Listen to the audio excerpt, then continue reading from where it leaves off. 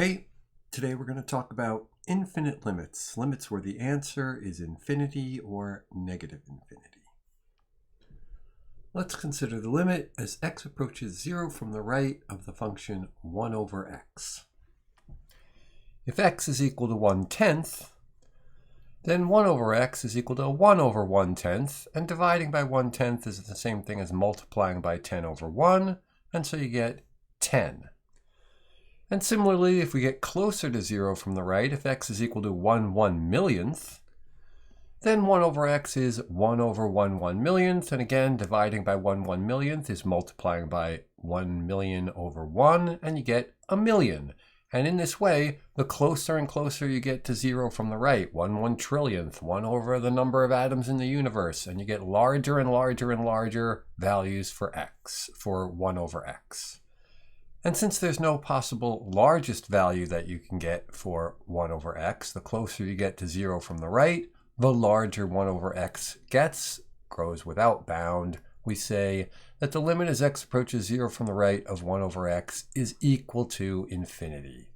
This is a way of saying that that limit doesn't exist, because infinity is not a number, and in order for the limit to exist, these values have to approach some real number. But it's a way of saying that the limit doesn't exist that gives more information. How come it doesn't exist? Because it's going to infinity.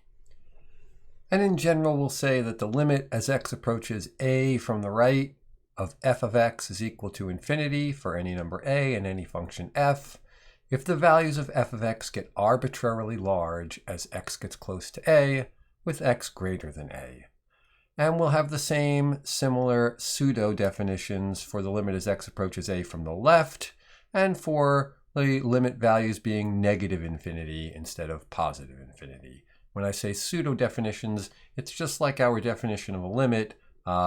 It's not precise yet. We will make it very precise very soon, but for now, this is the basic idea. Here I've sketched the graph of the function y equals 1 over x. And you can see that it does indeed show that as x approaches 0 from the right, the function approaches infinity. Particularly if we choose values close to 0 and see where we get on the function, well, the closer we get to 0, the higher up we get. And there's no stopping us. Get closer and closer and closer to 0, the value gets higher and higher and higher and higher. It grows without bound. They get arbitrarily large as x gets close to 0. The limit is infinity.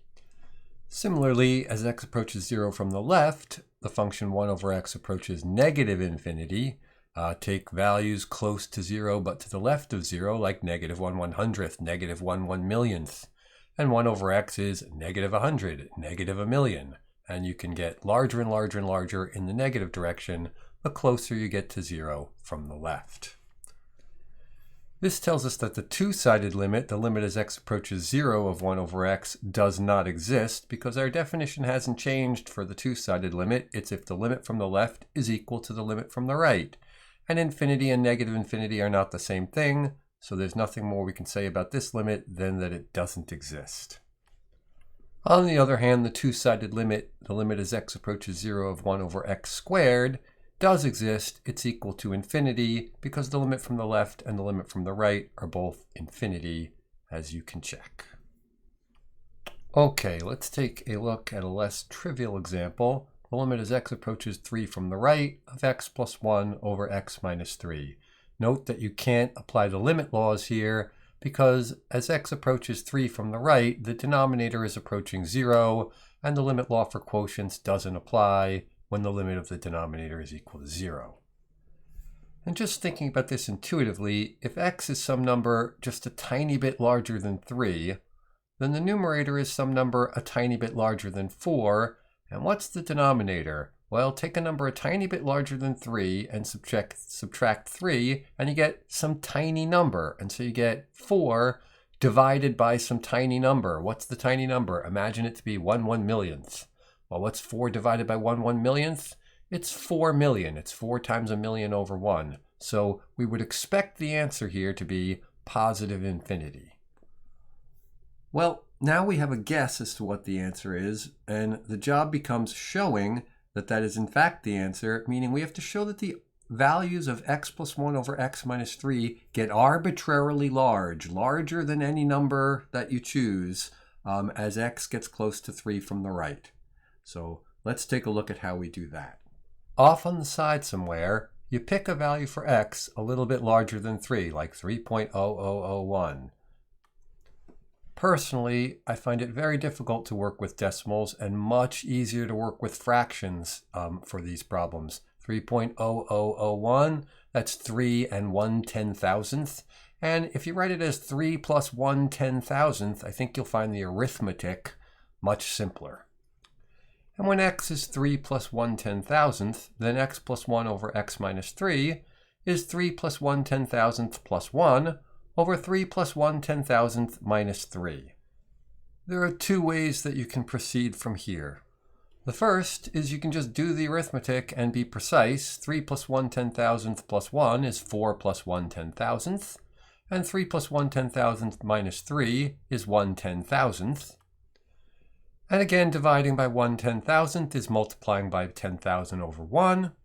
And after you distribute, you get 40,000 plus 1, or 40,001. The second method starts the same, but is a little bit more relaxed. It's important to be precise in the denominator, but it's less important to be precise in the numerator.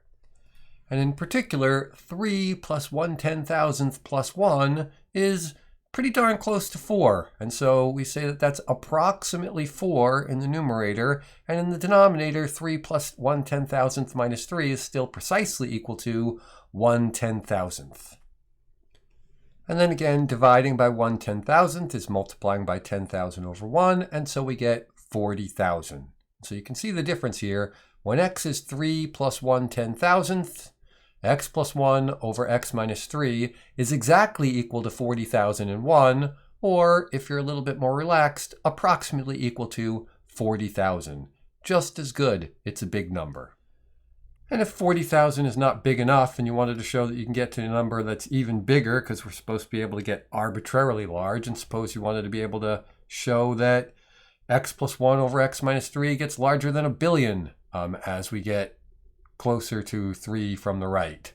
Well, take x equal to 3 plus 1/1,000,000th and go through the same technique, and you'll find that you get 4 billion or 4,000,001 as the answer, and now you've got a number that's larger than 1 billion. And the closer you get to 3 from the right, the larger the value that you get for x plus 1 over x minus 3 is. And now what we've done is justified the statement that the limit as x approaches 3 from the right of x plus 1 over x minus 3 is equal to infinity. Which is to say that this is the work that you have to do in order to be able to claim this. So just claiming that the limit is equal to infinity without showing that you can make the values arbitrarily large as x approaches 3 from the right is not good enough. You have to show this work to justify your answer. Okay, you try this one. I'll start you off. The limit as x approaches 3 from the left of x plus 1 over x minus 3. And why don't you see what happens to the expression x plus 1 over x minus 3 when x is equal to 3 minus 1/1000th. So take a few minutes, see if you could compute that, and pause the video, and when you're ready, start it back up again, and we'll finish the problem. Okay, when x is 3 minus 1/1000th, then x plus 1 over x minus 3 is 3 minus 1/1000th plus 1 over 3 minus 1/1000th minus 3. And in the numerator, you get 4 minus 1/1000th, and in the denominator, you get negative 1/1000th. And dividing by negative 1/1000th is multiplying by negative 1,000 over 1. And when you distribute, you get negative 4,000 plus 1, which is negative 3,999. Or, if you preferred, after that first step, you could have said that the numerator was approximately equal to 4. 3 minus 1/1000th plus 1. Pretty darn close to 4, and the denominator is still precisely negative 1/1000th, and 4 divided by negative 1/1000th is negative 4,000. And either of these arguments is a reasonable justification that the original limit, the limit as x approaches 3 from the left of x plus 1 over x minus 3, is equal to negative infinity. Okay, you've got some homework problems to practice this stuff, but the problem is WebWork just wants the answer, infinity or negative infinity, if that's what the answer is, and that will be completely insufficient for me. I don't want to give you a 50-50 chance on these kinds of problems. I want you to show me why the answer is infinity or negative infinity using computations very much like the ones we just did right here. So practice showing the computations out carefully. Go back and look at what we did in the video if you need to for an example or a couple of examples. And before we go, I want to show you some very common mistakes not to make. Let's look again at the limit as x approaches 3 from the left of x plus 1 over x minus 3. Some people like to write that that's equal to 4 over 0, which is equal to negative infinity. Completely wrong in every way. This is certainly not equal to 4 over 0, and 4 over 0 is certainly not equal to negative infinity. So even though the answer might be right, write something like that, you're not going to get any credit at all. And let's look at it again. Some people like to write that this is equal to 4 over negative 1/1000th, or maybe 3.999 over negative 1/1000th, which is equal to negative 4,000th, which is equal to negative infinity. Well, this part is true. 4 over negative 1/1000th is equal to negative 4,000, but it is certainly not true that negative 4,000 is equal to negative infinity, and it's also certainly not true that this limit is equal to 4 over negative 1/1000th. So it doesn't work that way. So please don't make either of these mistakes. To do these problems, you really have to do some work off on the side that justifies why these values grow to infinity either in the positive or the negative direction. It's not the limit of as x approaches 3 of x plus 1 over x minus 3 equals this, equals that, like most problems are. Nope. It's you go off and you show that as you pick values closer to 3 from the left or the right, depending on the problem, you can show that those values make the expression x plus 1 over x minus 3 arbitrarily large, either in the positive or the negative direction, and then you use that work, which is still off on the side, to justify your answer that these limits are infinite, either positive infinity or negative infinity.